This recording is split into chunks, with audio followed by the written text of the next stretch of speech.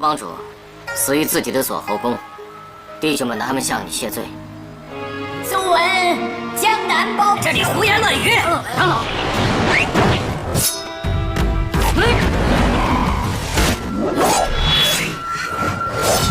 枉你练了10载寒霜啊！你咬了1000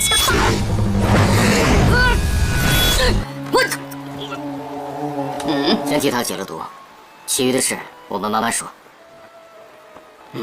Ketua sekte pengemis pun akhirnya memberikan obat penawar racun tersebut. Kemudian Xiao Feng yang melihat lukanya belum membaik, ia berniat untuk mengeluarkan racun itu, tapi dihentikan oleh Tuan Zhu. Di sini Tuan Zhu tanpa ragu menghisap keluar semua racun tersebut. Hal itu membuat semua orang menjadi terkesan akan keberanian Tuan Zhu.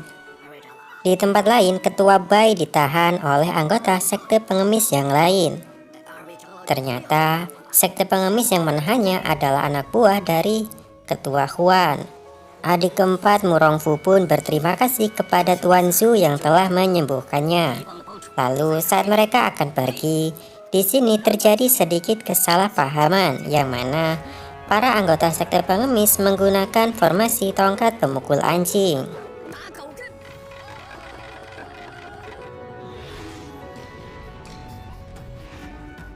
Saat adik keempat Murongfu yang akan menyerang, hal itu dihentikan oleh Xiao Feng.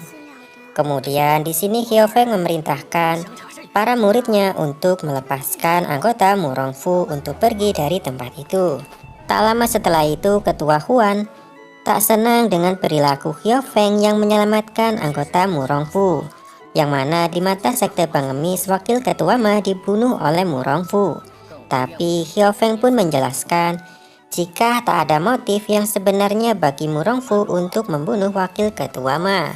Dan saat ia menyelidiki hal ini, ia juga masih belum menemukan titik terang akan kematian wakil ketua Ma.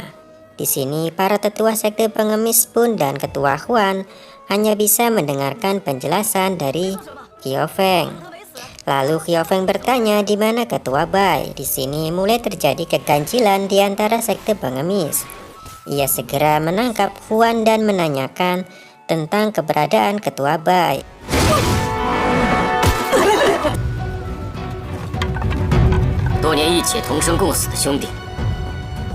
Xiao Feng menyuruh anak buahnya untuk menemukan keberadaan Ketua Bai.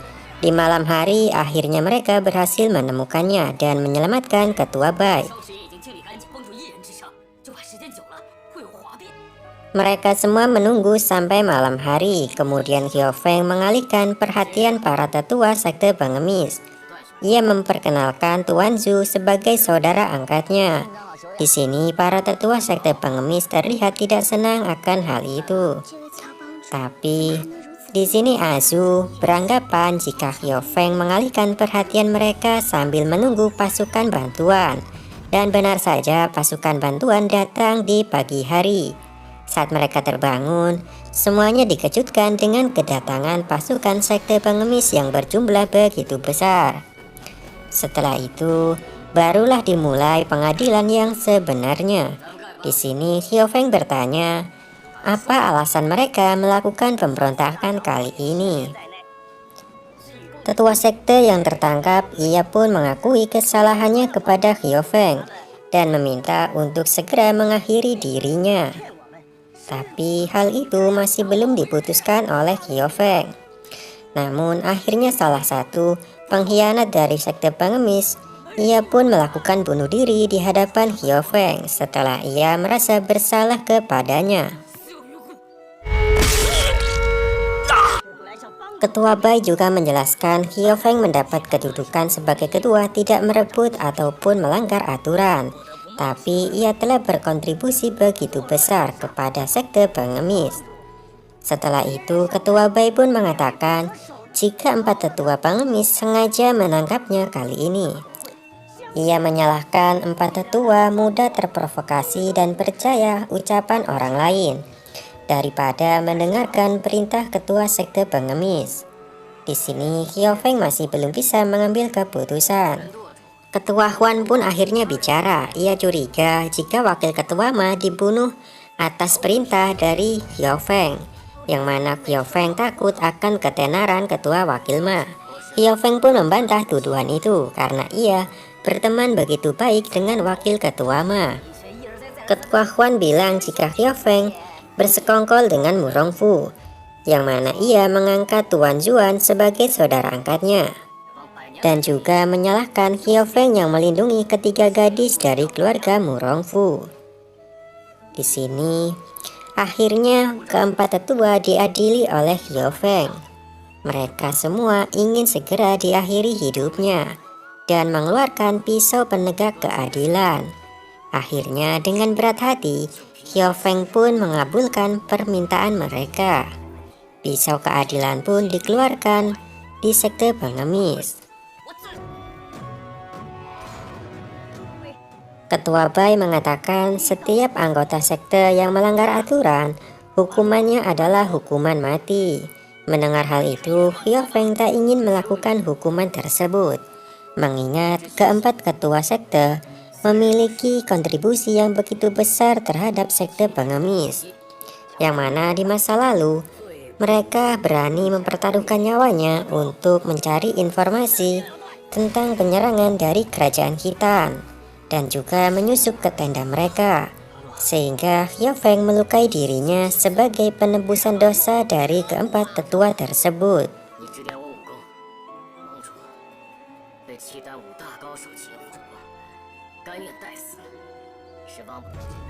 Melihat pengorbanan Xiao Feng yang begitu besar, keempat tetua sekte pengemis akhirnya terharu dan merasa bersalah atas kecerobohan mereka kali ini yang mudah percaya terhadap ucapan orang lain.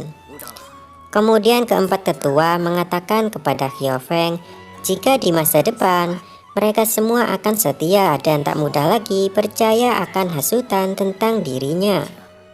Hal itu membuat Xiao Feng merasa lega, tapi ia masih bertanya kepada Huan alasan ia ingin melakukan pemberontakan. Tentu saja ketua Huan tidak suka dengan Xiao Feng yang mewarisi kedudukan sebagai ketua sekte. Ia juga mempermasalahkan asal-usul dari Xiao Feng. Kemudian muncul tetua Zhu yang membawa sebuah surat rahasia. Hal itu membuat Xiao Feng penasaran tentang isi surat itu. Melihat keadaan tidak membaik, di sini Tuan Zhu ingin agar Nona Wang pergi dari tempat itu, tapi Nona Wang tak ingin pergi. Kemudian muncul dua pendekar yang menarik semua pisau yang menancap dalam tubuh Xiao Feng. Tak lama kemudian banyak pendekar yang berdatangan. Bahkan 5 pendekar yang terkenal dari Gunung Tai juga ikut datang ke sana.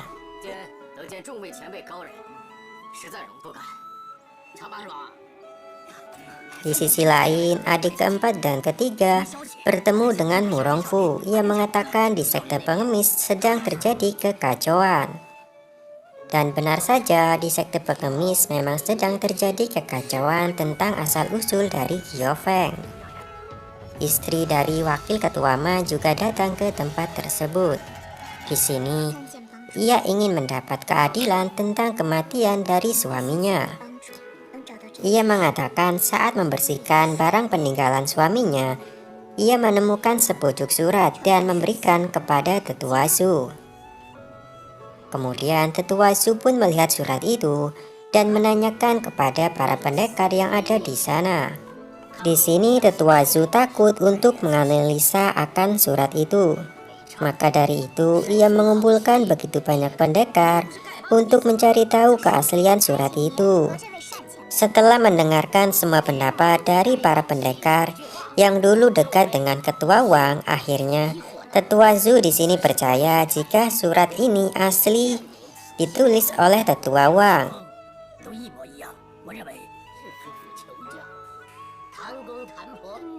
Hal itu membuat Xiao Feng semakin penasaran dengan isi surat tersebut. Saat mereka sedang berdebat, muncul seorang biksu dari kuil Shaolin yang bernama Biksu Ziguang, yang mana biksu ini mengatakan jika 30 tahun yang lalu mereka melakukan sebuah kesalahan saat terjadi pertarungan di lembah batu. Ia pun menceritakan dengan detail peristiwa tersebut, karena isi surat ini menyangkut tentang asal-usul dari Xiao Feng.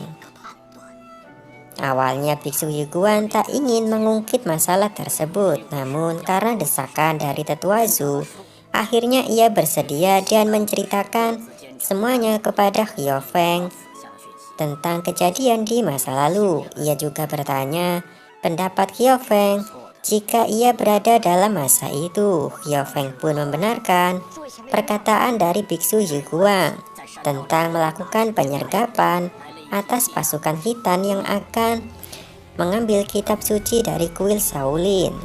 Di sini, saat mereka melakukan penyergapan, terjadi kesalahan saat menyerang sebuah kereta, yang mana dalam kereta berkuda itu muncul sepasang kekasih. Ternyata lelaki itu begitu tangguh dalam ilmu bela diri. 辽人将大头大哥杀了吧，事后发生没想到。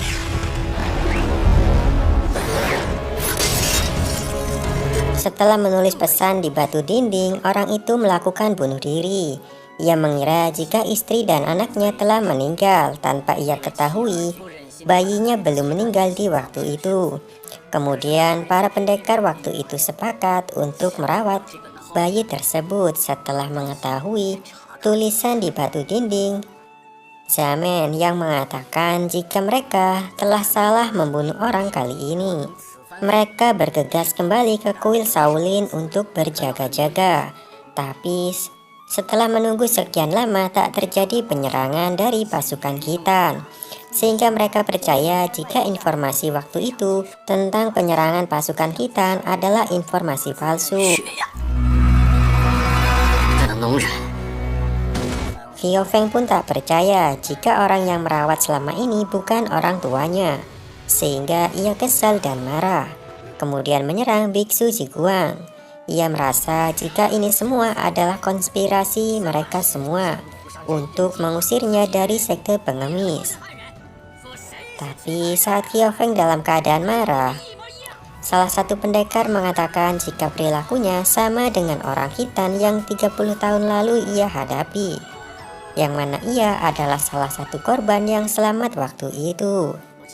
Mendengar hal itu, Xiao Feng pun tak bisa berbuat banyak dan melepaskan Biksu Yiguan. Di sini Biksu Yiguan mengatakan jika mereka telah bersalah kepadanya, sehingga pendekar di waktu itu ingin menebus dosa dengan membesarkan Xiao Feng dan menjadikannya sebagai seorang pahlawan.